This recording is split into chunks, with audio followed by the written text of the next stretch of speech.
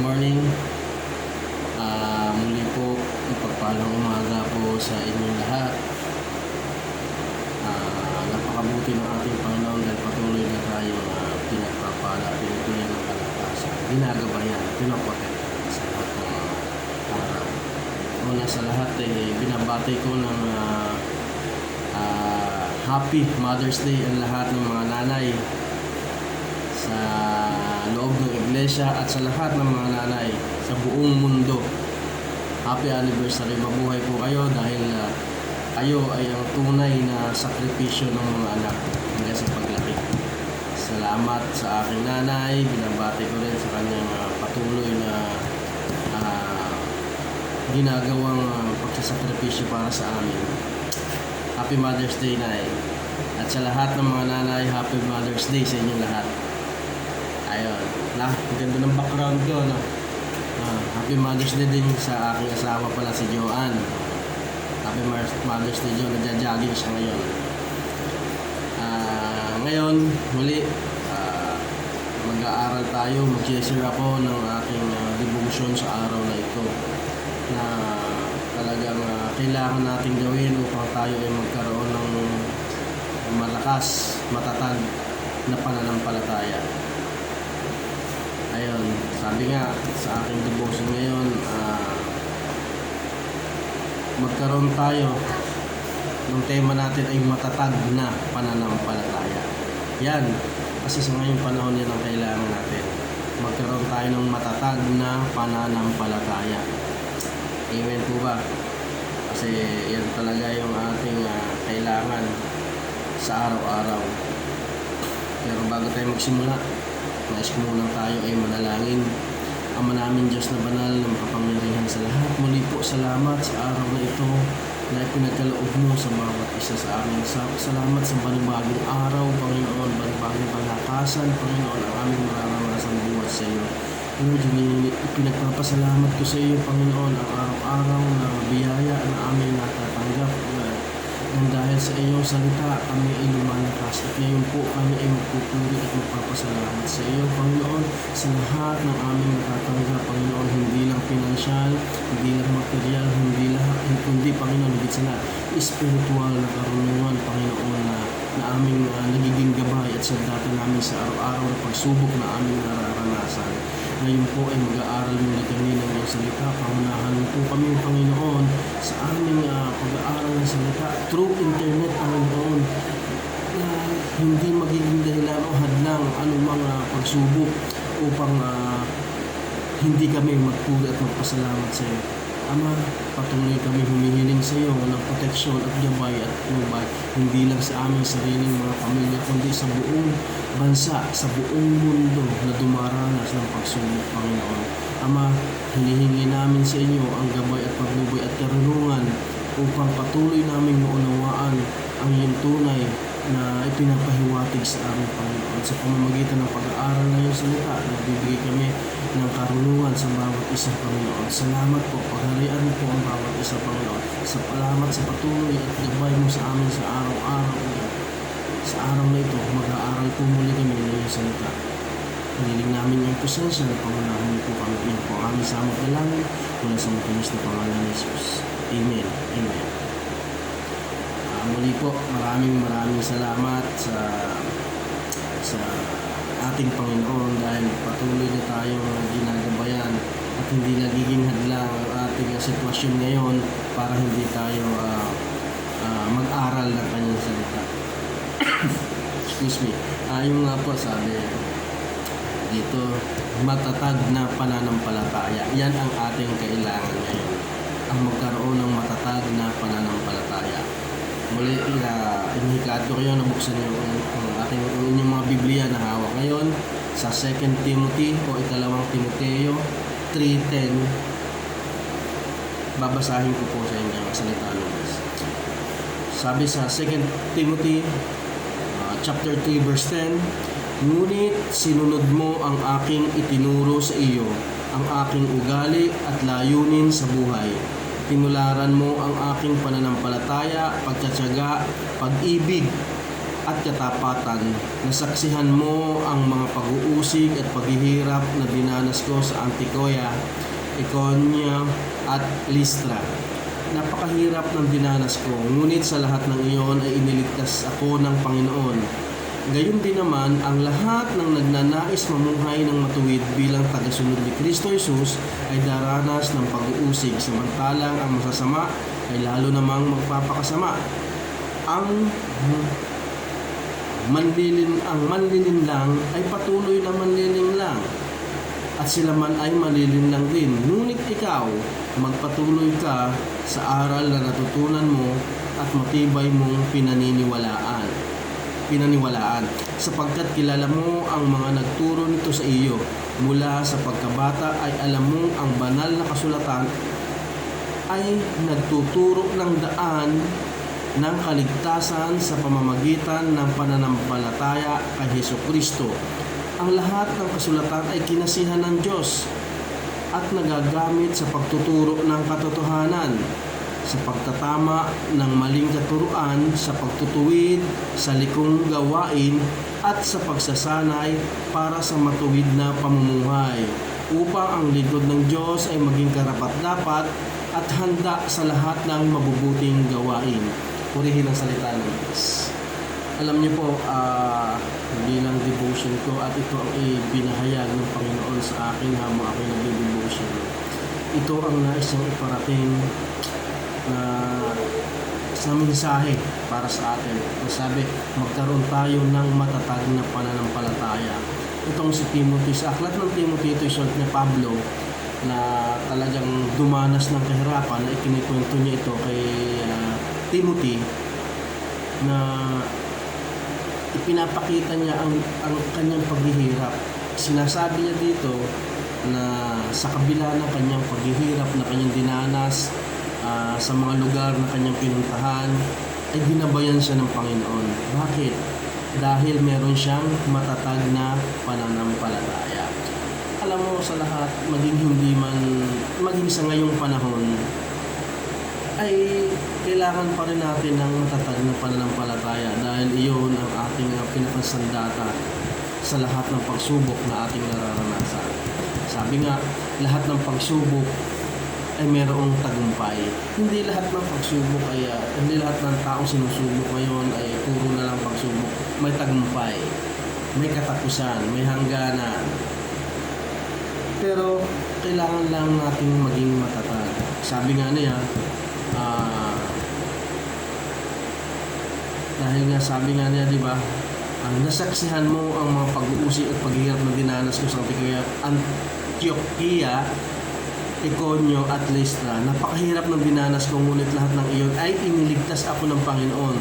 Gayon din naman, ang lahat ng nagnanais ng mamuhay ng matuwid bilang tagasunod ni Kristo ay daranas ng pag-uusig, samantalang ang masasama ay lalong magpapakasama. Alam niyo po, dito sa masabi sa akin, lahat ng pagsubok may katagumpayan, at iyan ang ating dapat panghawakan. Kaya dapat maging matatag ang ating pananampalataya. Di po ba? Kasi nga sa mga dinaranas natin ngayon, ito si Pablo, ang dinanas niya noon sa panahon na yun talagang napakatindi, napakahirap. Pero ano sabi niya, sa kabila ng pagsubok na dinanas niya, iniligtas siya ng Panginoon, naging matatag siya. Di ba? Dahil siya ay mayroong matatag na pananampalataya. Gayon din sa ating dinaranas ngayon na ito nga muli, virus, itong COVID-19 na dinaranas natin. Ito ay isa sa matinding pagsubok na ating kinahaharapan ngayon, na dapat lalong maging matatag ang ating pananampalataya. Lahat ito ay magkatapusan at may hangganan. At tayo sinusubok lamang para malaman kung gaano katatag ang ating pananampalataya. Diba? Marami naghihirap dahil sa COVID, marami naghihirap. Marami ang mga marami ang mga nagiging negatibo. Sa halip na lumapit sa Panginoon, nagne-negative sila.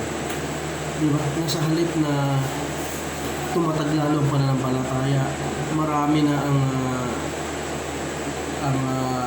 sumusuway. Diba? Lahat naman tayo ay daranas ng pagsubok. Walang exemption. Walang sa lahat ng tao sa mundong ito, walang exemption. Walang ligtas na hindi makakaranas ng pagsubok. Di po ba? Lahat tayo. Alam mo ba yung nangyayari na ito nga sa mga pagsubok na ating nararanasan ngayon? Marami na ang naliligaw. Ito nga lang, itong mga balita nung nakaraan, kahapon, nabalitaan ko, may binaril sa mga bungan. Talagang lahat ay nagpapakasama. Lahat ay nagiging masama. Maraming nakatanggap na balitaan na nakatanggap ng sa DSWD, anong ginamit sa pera na natanggap nila, naipuhunan sa pagbibili ng bawal na gamot at nahuli sila. Marami ang nagiging sakim sa pera. Binibigay ng gobyerno, hinahati ng kapitan sa kanyang kalahati, ibinibigay sa tao. Nagiging masama ang tao dahil nga ang iniisip nila ay kanilang kapakanan. Diba? Dahil dito, nawawala ang kanilang pananampalataya na sinasabi ni Timoteo. Na sa kabila ng kanyang paghihirap, diba, sabi niya, sa kabila ng kanyang paghihirap ay ginabayan siya ng Panginoon. Dahil ang matatag ang kanyang pananampalataya, ganun din dapat ang ating gawin sa kasalukuyang nangyayari ngayon. Di ba? Kasi ang nangyari noon, ang pagsubok noon at pagsubok ngayon ay pareha, magkakaiba lang. Lahat tayo ay sinusubok. Walang exemption. Di ba? Kahit na sino ka man, maging ano ka man, maging tanyag ka man, daranas ka ng pagsubok. Mayaman ka man, mahirap ka man, daranas ka ng pagsubok. Ito na lang halimbawa, si ABS-CBN na isang trending ngayon, isa sa napakalaking kumpanya na pasara. Nabigyan ng cease and desist order ng government ng NTC.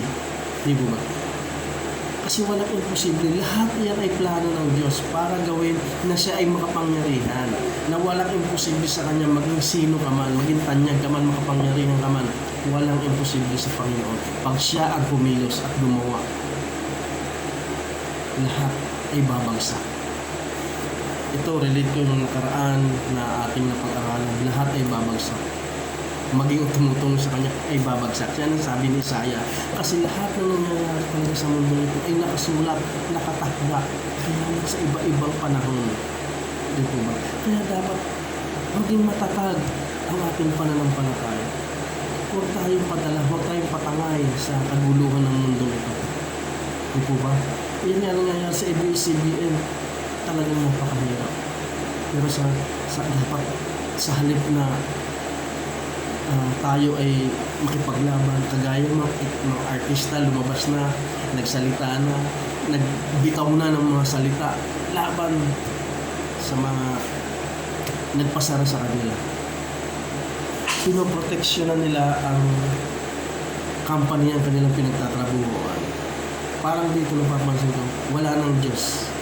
Hindi na Diyos ang kanilang sa aking pananaw sa mga tao na nagsasalita dahil sa pagsara. Nagwo-worry sila, mawalan sila ng trabaho.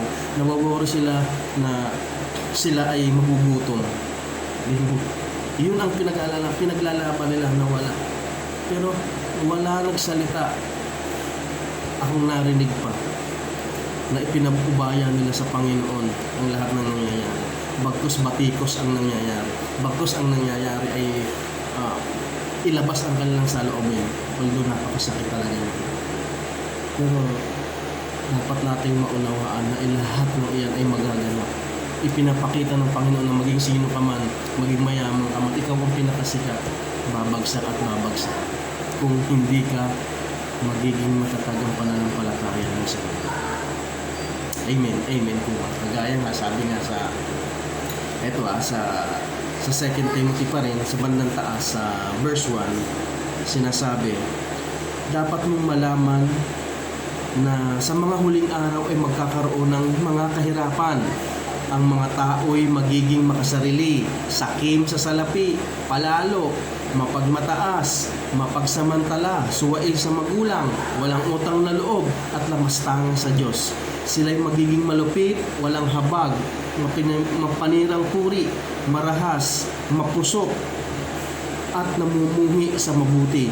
Sila'y magiging mga taksil, pabaya, mayabang, mahilig sa kalayawan, at walang pag-ibig sa Diyos. Amen. Iyan ang nangyayari ngayon. Di ba, lahat nakasulat.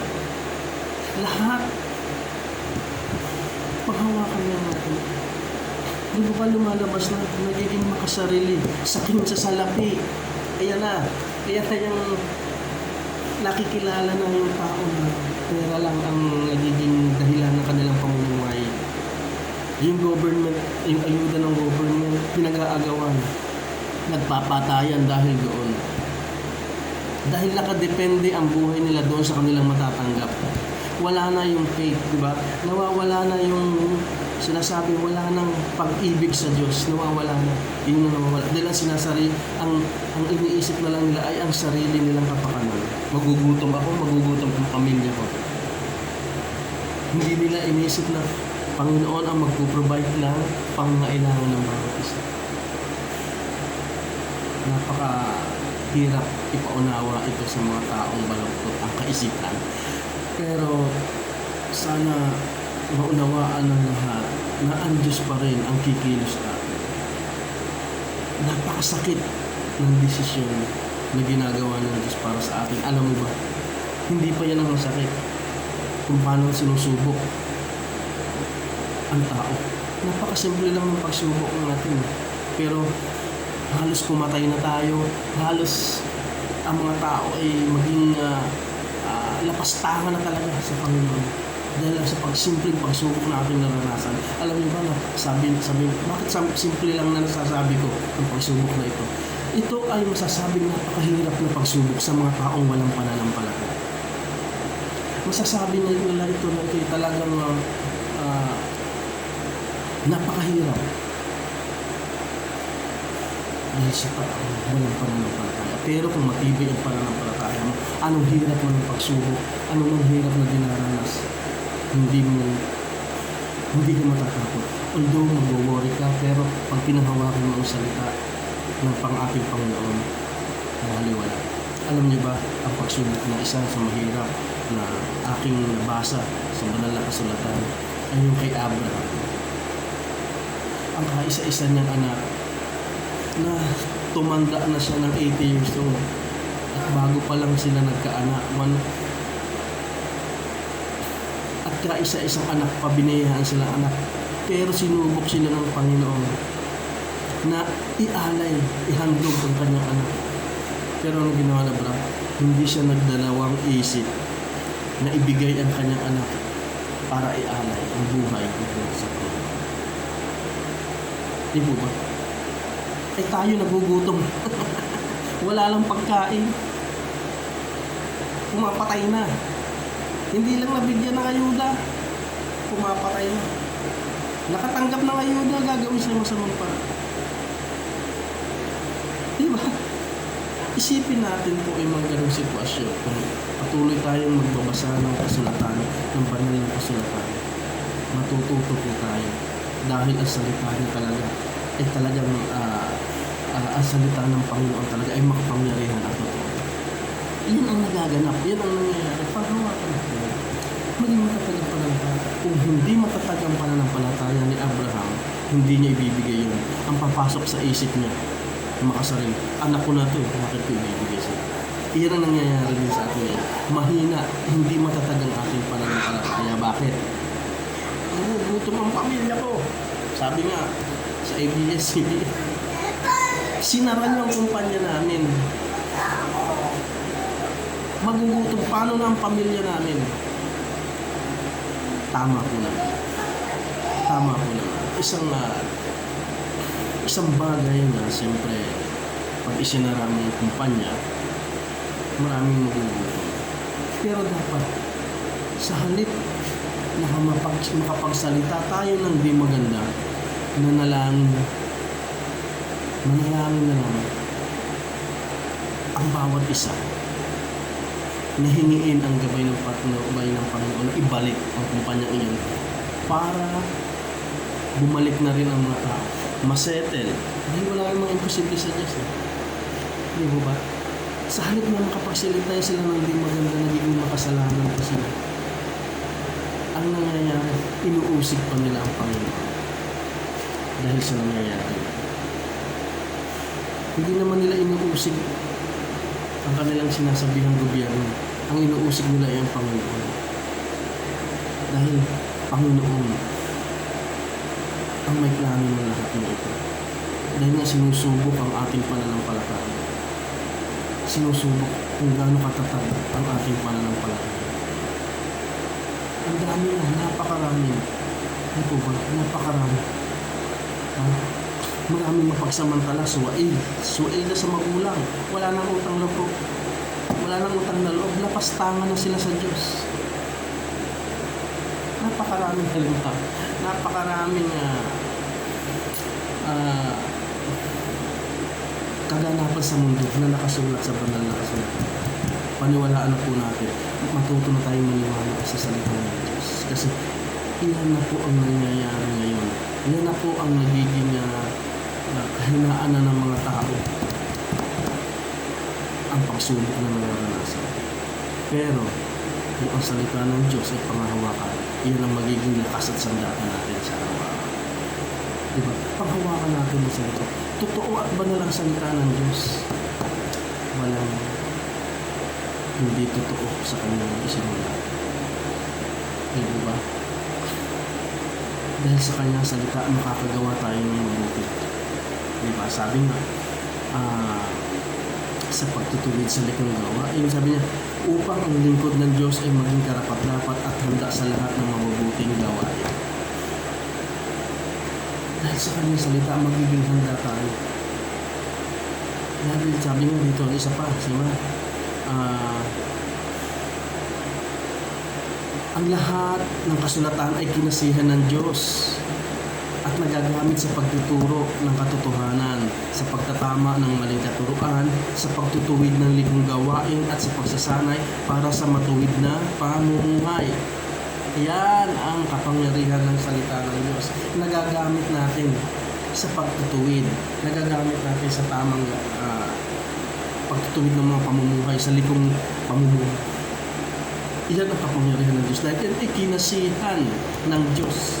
Kumbaga sa anong galing sa Kanya, binigyan niya ng kapangyarihan ang salita para maging gabay natin. Kaya paniwalaan natin ang Kanyang salita. Dapat natin panghawakan ang Kanyang salita.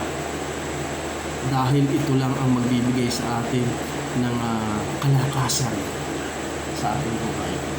Maniwala po. Walang imposible sa Kanya at pinapakita na niya sa mundo. Diba? ABS-CBN, isa sa sasikat. Isa sa matatag na hindi na kayang tibagin. Anong nangyari? Napasara. Temporary close. At hindi natin pa alam ang mangyayari kung ito ay makakarenew pa o magagawa. Pero isa lang ang pinapakita ng Panginoon, walang imposible sa Kanya. Hindi tao yan. Hindi yan dapat NPC. Diba? Ang NPC ay ginamit ng Panginoon para bigyan sila ng disease order dahil sila yung merong pagkakamali. At sinasabi, maraming mga pananaw at kaisipan ng mga tao dahil dito. Pero hindi natin dapat na pakialaman yan. Ito lang ay dapat natin isipin na ang Panginoon pag pumilos ay walang imposible. Maging sino ka man, maging ano ka man, ay paparusahan ng Diyos. Or daranas ng pagsubok. Hindi naman natin dapat isipin na ito isang parusa. Ito ay isang pagsubok. Sorry, mali, hindi parusa. Ito ay isang pagsubok. Dahil kailanman hindi tayo pinaparusahan ng Diyos. Tayo ay dumaranas ng pagsubok. Hindi. Yun ang dapat natin tandaan. Yun ang natin panghawakan. Magkaroon tayo ng matatag na pananampalataya. Ito ba? Sabi nga, si Cardo tuloy nawala. Wala na si Cardo. Ay mga fans si Cardo, wala. Pero tanda natin, mawala man si Cardo, ang Panginoon ay hindi mawala. Andyan pa rin ang Panginoon. At laging nandyan. Kaya mga mga Cardo fanatic, mawala man si Cardo, tandaan niyo, ang Panginoon ay nandyan pa rin. Yan ang tunay na bida natin, ang ating Panginoon. Amen po ba? Amen. Ayun, sana gamitin natin ang natitira nating panahon sa mundong ito sa paggawa ng mabuti. Lumalakad ang panahon at lumilipas, at na mabilis na lumilipas. Panghawakan na natin ang salita ng Panginoon. Huwag na tayong patangay pa. Maging matatag na. Huwag na tayong patangay pa sa pagsubok na ating naranasan. Bagkus maging matatag ang ating pananampalataya. Panghawakan na niya kanyang salita. Yung sinabi niya ng Panginoon, ang lahat ng kasulatan ay kinasihan ng Diyos. Diba ba? At nagagamit sa pagtuturo ng katotohanan. Yun ang kailangan natin panghawakan. At huwag na tayong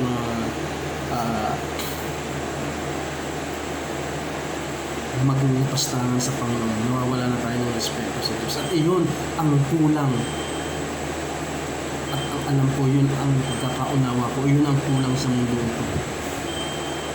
Nawawala na tayo ng galang sa ating Panginoon. Nawawala na tayo ng respeto. Wala na ang pag-ibig natin sa Diyos na sinasabi. Kung mahal natin ang Panginoon, dapat unawain natin ang kanyang salita. Dahil iisa lang ang sigurado, mahal tayo ng Panginoon. Dito ba? Gamitin natin ang matitirang araw, panahon sa paggawa ng mabuti para sa ating kaligtasan. Hindi lang physical, higit sa lahat, kaligtasan, spiritual. Dahil yun ang tunay na dapat nating pinaghahandaan, ang kaligtasan ng ating kaluluwa. Alam niyo po, napakahirap talaga sa mundo ito na parang siniisip ko rin na napaka-imposible na para sa tao ang gawin. Pero naniniwala ko, walang imposible sa kanya. Dahil pinakita na nga niya, mayaman ka man, mahirap ka man, pantay-pantay, kanyang binibigyan ng pagsubok. Walang exemption sa pagsubok. Tandaan niyo. Maging ano ka man, tanyag ka man, mayaman ka man, mahirap ka man. Kung ikaw ay nakakalimot na, ipinapaalala niya ang kanyang salita. Kaya sabi ng Panginoon, maging matatag ang ating pananampalataya. Amen. Gamitin na natin ang oras, ang natitirang panahon sa paggawa ng mabuti. Huwag na po tayong maging palalo. Huwag na tayong maging mangmang. Panghawakan na natin ang kanyang salita. Dahil yun ang tunay na kaligtasan at hindi ang ayuda ng gobyerno. Ang ayuda ng gobyerno ay nagagamit natin sa pang-araw-araw sa basic na pangangailangan. Hindi naman natin naging baliwala. Pero higit sa lahat ng paghandaan natin ay ang kaligtasan ng ating kaluluwa. Maging matatag ang ating pananampalataya upang malagpasan natin ang lahat ng pagsubok na ito. Amen. Ayun lang po, sana sa maikling aking pagsishare ng aking salita, maraming makaunawa. Isa lang po gusto mo parating ng ating Panginoon, ang maging matatag ang ating pananampalataya. Dahil nawawala na tayo ng pag-ibig sa atin. Tayo po'y manalangin. Ama namin Diyos na banal na makapangyarihan sa lahat, muli po salamat. Maraming salamat sa salita na ibinigay mo sa amin sa araw na ito. Isang karunungan na aming panghahawakan, Panginoon. Na isang katunayan na ang iyong salita ay makapangyarihan na magiging sandata natin lamang sa pagsubok na aming naranasan. Ipinaunawa mo sa salita mo na ang pagsubok na naranasan ng bawat isa, walang exemption. Maging sino ka man, mayaman ka man, mahirap ka man, tanyag ka man, sikat ka man, ay daranas ng pagsubok buhat sa iyo, Panginoon.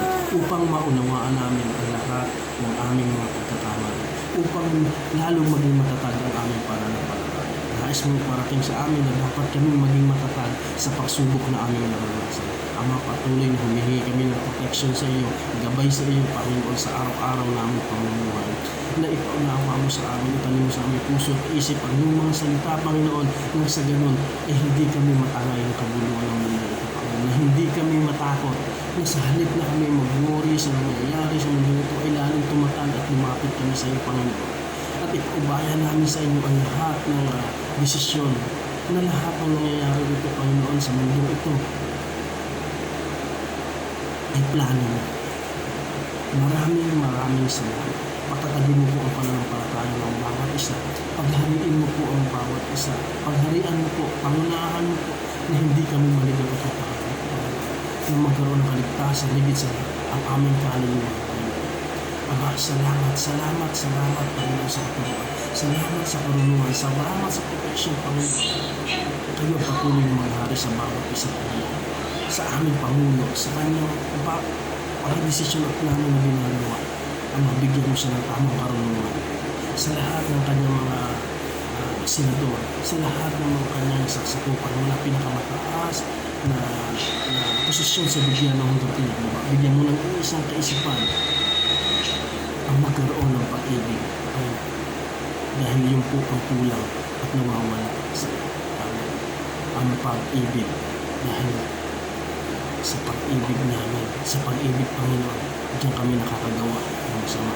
Dahil wala ng pag-ibig ang bawat isa. At hindi ka na namin nabibigyan ng respeto. Lord, iralin mo po ang pag-ibig sa amin.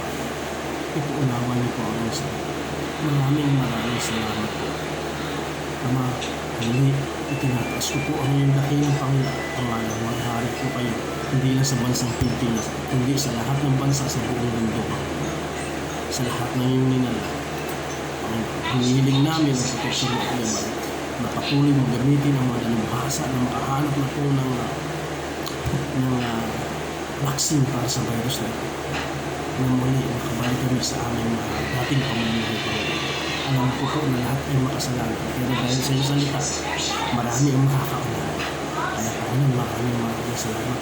Yan po ang aming sama na lang sa matatang pangalan ng nag-iisang Diyos na banal at buhay na si Jesus. Amen.